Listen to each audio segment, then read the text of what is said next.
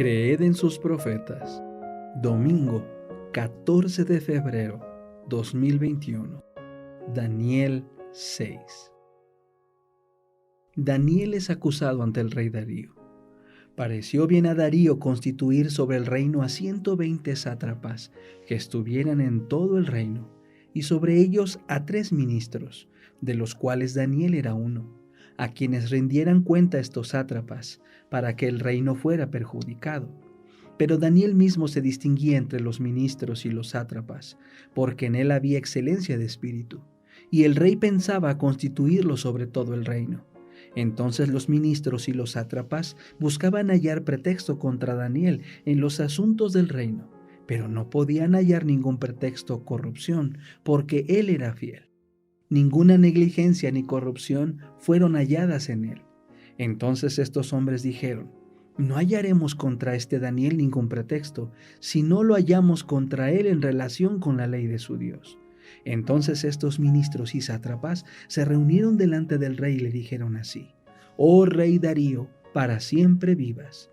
Todos los ministros del reino, los intendentes y los sátrapas, los altos oficiales y los gobernadores han acordado por consejo que el rey promulgue un decreto y que ponga en vigencia el edicto de que cualquiera que haga una petición a cualquier dios u hombre fuera de ti durante 30 días, oh rey, sea echado al foso de los leones.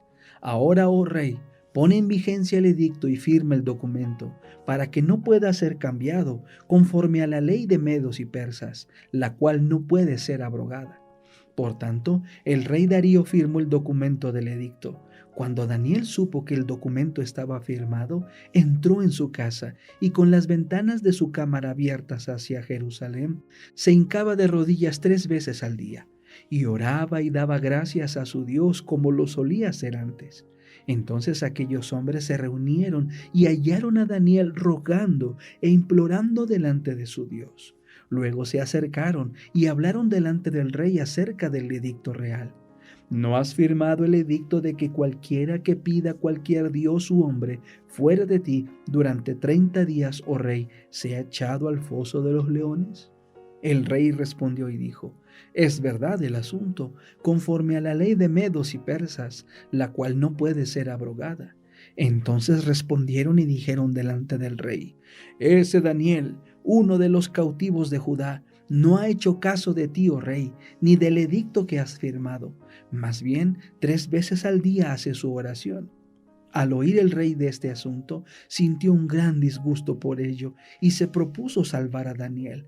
Hasta la puesta del sol se esforzó por librarlo, pero aquellos hombres se reunieron cerca del rey y le dijeron: ten presente, oh rey, que es ley de medos y persas, que ningún edicto o decreto que el rey pone en vigencia puede ser cambiado. Daniel en el foso de los leones. Entonces el rey dio la orden y trajeron a Daniel y lo echaron al foso de los leones. El rey habló y dijo a Daniel: tu Dios, a quien tú continuamente rindes culto, él te libre. Una piedra fue traída y puesta sobre la entrada del foso, la cual el rey selló con su anillo y con el anillo de sus nobles, para que el acuerdo acerca de Daniel no fuera cambiado. Después el rey fue a su palacio y pasó la noche sin comer. No fueron llevadas diversiones a su presencia y se le fue el sueño. Entonces el rey se levantó al amanecer, al rayar el alba, y fue apresuradamente al foso de los leones. Cuando se acercó al foso, llamó a voces a Daniel. Con tono entristecido, el rey habló y dijo a Daniel: oh Daniel, siervo del Dios viviente, tu Dios, a quien tú continuamente rindes culto, ¿te ha podido librar de los leones? Entonces Daniel habló con el rey: oh rey, para siempre vivas. Mi Dios envió a su ángel, el cual cerró la boca de los leones para que no me hicieran daño, porque delante de él he sido hallado inocente. Tampoco delante de ti, oh rey, he hecho nada malo. Entonces el rey se alegró en gran manera a causa de él y mandó que sacaran a Daniel del foso.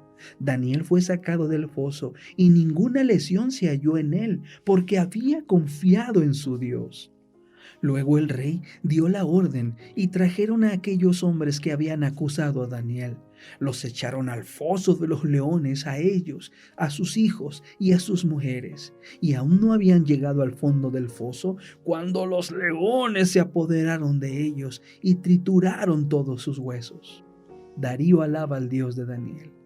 Entonces el rey Darío escribió a todos los pueblos, naciones y lenguas que habitaban en toda la tierra: paz les sea multiplicada. De parte mía es dada la orden de que en todo el dominio de mi reino tiemblen y teman delante del Dios de Daniel, porque Él es el Dios viviente, que permanece por la eternidad.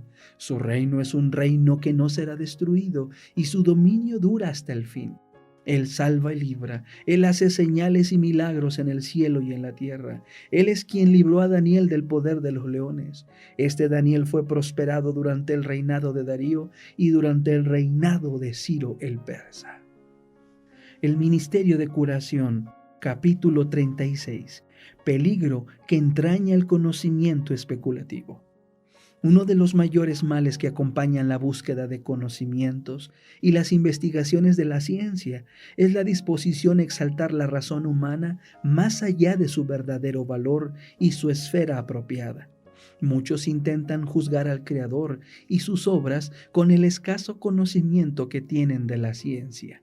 Se esfuerzan por determinar la naturaleza, los atributos y prerrogativas de Dios, y se entregan a teorías especulativas respecto del infinito. Los que se empeñan en este modo de estudiar pisan terreno prohibido. Su investigación no les dará resultados provechosos, y si persisten en ella, lo harán con peligro de sus almas. Nuestros primeros padres fueron inducidos al pecado por haber codiciado una ciencia que Dios les había vedado. Al procurarla, perdieron todo lo que era digno de ser poseído. Si Adán y Eva no hubieran tocado el árbol prohibido, Dios les hubiera comunicado un conocimiento sobre el cual no hubiera recaído la maldición del pecado, sino que les hubiera llegado gozo eterno. Todo lo que obtuvieron al prestar oídos al tentador fue un conocimiento del pecado y sus resultados. Por su desobediencia, la humanidad se apartó de Dios y la tierra quedó separada del cielo. La lección es para nosotros. El campo al cual Satanás condujo a nuestros primeros padres es el mismo al cual atrae a los hombres hoy. Está inundando el mundo de fábulas agradables, valiéndose de todos los recursos de que dispone. Procura inducir a los hombres a entrar en especulaciones respecto de Dios. Así trata de evitar que consigan el conocimiento de Dios que constituye la salvación. Teorías panteístas. Hoy día se están introduciendo en los establecimientos de educación y en las iglesias por doquiera doctrinas espiritualistas que minan la fe en Dios y en su palabra. La teoría de que Dios es una esencia que compenetra toda la naturaleza es aceptada por muchos de los que profesan creer las Escrituras. Pero, por muy ataviada que vaya esta teoría, es un engaño muy peligroso. Da una falsa idea de Dios y agravia su grandeza y majestad. Lo seguro es que no tiende tan solo a extraviar, sino a corromper a los hombres. Las tinieblas son su elemento y la sensualidad su ambiente. Su aceptación aparta de Dios, y para la naturaleza humana caída esto equivale a la ruina. La condición en que el pecado nos ha colocado es antinatural, y el poder que nos restaure debe ser sobrenatural, o no tiene valor alguno. No hay poder que pueda quebrantar el yugo del mal y libertar de él los corazones de los hombres, sino el poder de Dios en Jesucristo. Solo mediante la sangre del crucificado hay purificación del pecado. Solo la gracia de Cristo puede habilitarnos para resistir y dominar las inclinaciones de nuestra naturaleza caída. Las teorías espiritualistas respecto de Dios anulan la gracia divina. Si Dios es una esencia que compenetra toda la naturaleza, entonces mora en todos los hombres, y para llegar a la santidad, el hombre no tiene más que desarrollar el poder que está en él mismo. Estas teorías, llevadas hasta su conclusión lógica, desbaratan la economía cristiana, desechan la necesidad de la expiación y hacen del hombre su propio Salvador.